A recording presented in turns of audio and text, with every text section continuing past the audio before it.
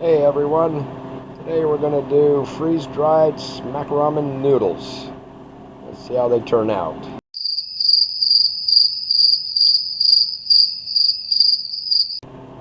Okay, so we got them all boiled up, cooked up. We drained all the water.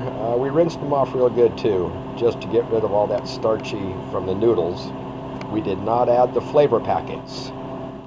What we're going to do is we're going to use our lemon pepper chicken and our garlic herb chicken that we did earlier. Links up above. And we're going to throw that in and see how that works out. So let's get on to this. Alright, time to get them loaded. Now we're going to put them in and get them drying. Let's see how they turn out.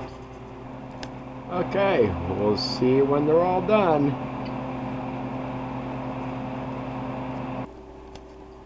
Alright, it's been about 26 hours. These really came out really neat.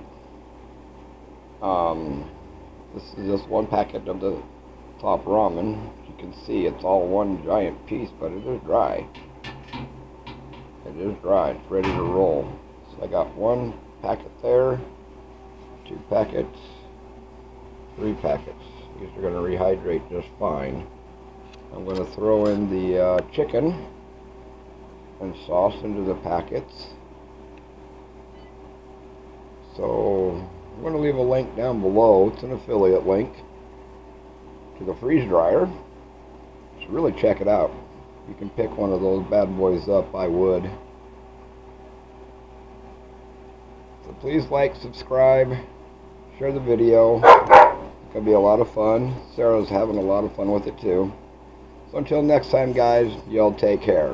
Bye now.